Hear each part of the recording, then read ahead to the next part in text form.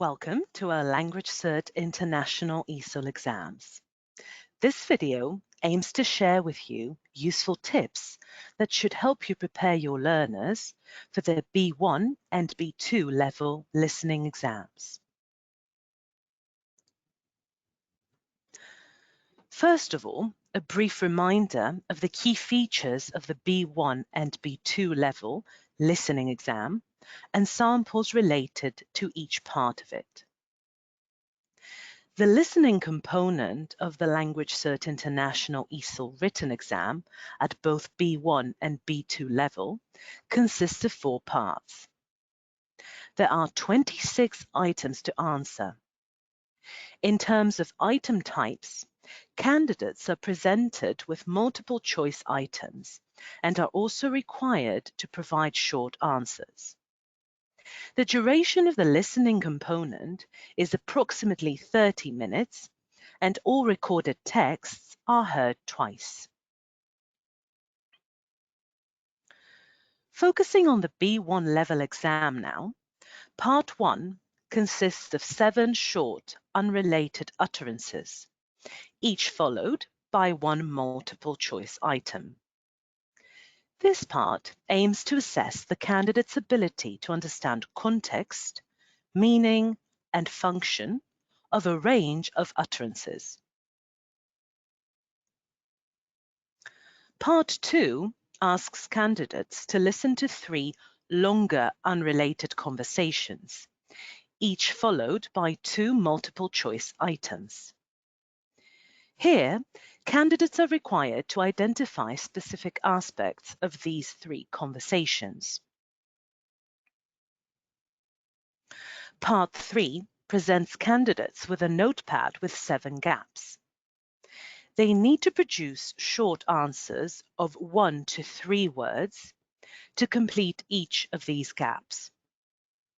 This part assesses their ability to extract key information from a monologue. Finally, Part 4 asks candidates to listen to a conversation on the same topic, followed by 6 multiple choice items. Here, what is assessed is their ability to follow a conversation between 2 speakers. And now, key features of the International ESOL B2 level listening exam and a few related samples. Part 1 consists of 7 short, unrelated conversations between 2 speakers, each followed by 1 multiple choice question. Here, candidates are asked to understand context, meaning, and function in short conversations on concrete and abstract topics. In Part 2, there are 3 longer, unrelated conversations, each followed by 2 multiple choice items. Candidates need to identify a specific aspect of each conversation. Part 3 requires candidates to extract key information from a monologue and provide 7 short answers to complete notes in a pad. Responses should be no longer than 5 words. Finally, Part 4 requires candidates to listen to a conversation on the same topic and respond to 6 multiple choice items.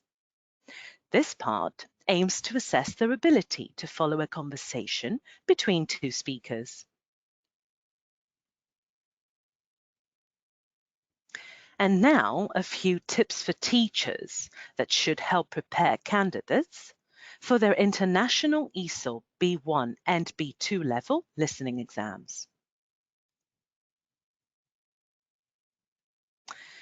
Remember that the aim of Part 1 for both B1 and B2 level candidates is to assess their ability to understand context, meaning, and language functions. You may need to remind B1 level candidates that they will be presented with short, authentic texts, for example, statements, explanations, descriptions, instructions, questions, and that B2 level candidates will be presented with short, unfinished conversations. You can train them in identifying context, meaning, function, gist, feelings or relationships for B1 level candidates, and also purpose, function, attitude or opinions for B2 level candidates. As regards Part 2, bear in mind that it aims to assess the candidate's ability to identify a specific aspect of a conversation. Remember that Part 2 presents learners with 3 conversations and asks questions which revolve around feelings, opinions, topic, purpose, context, speakers and gist of the text. As this part exposes learners to more information than the previous part, tell them that they can focus on gist during the first listening and on details during the second listening. Focusing on Part 3 now, note that it aims at assessing the candidate's ability to extract key information from a monologue to complete a task. You may need to remind learners to write the number of words allowed, that is, write answers of up to 3 words at B1 level and up to 5 words at B2 level. You may also need to clarify they will not be awarded extra marks for producing longer responses.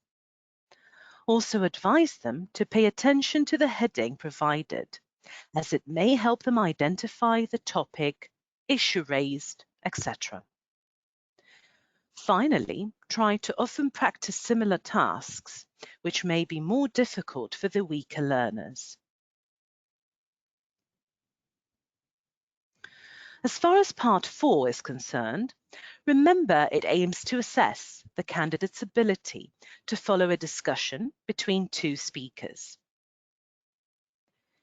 As it presents learners with a longer conversation, you may need to remind them they can focus on gist during the first listening and on details during the second listening. While practicing, try to provide them with a variety of short, authentic texts, for example, short interviews or informal discussions. You may wish to train them in identifying gist, facts, opinions, speaker's attitude, contrast, cause and effect, purpose, and agreement or disagreement. Any more tips that could prove to be useful?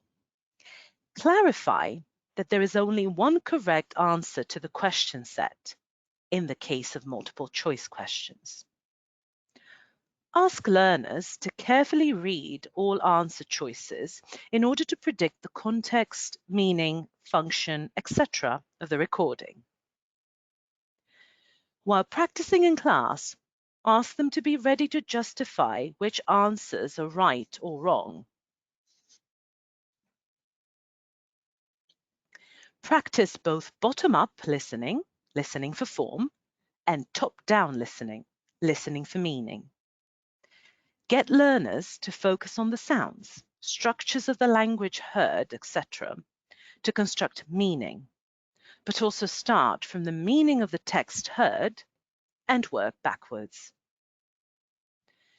Remind learners that the information asked for follows the same order as the information on the recording. And lastly, when learners cannot decide on the right answer, tell them that they can always resort to a process of elimination. We hope that these tips will prove useful while you're training your learners. Don't forget to also refer to the support material we have created for you. Thank you.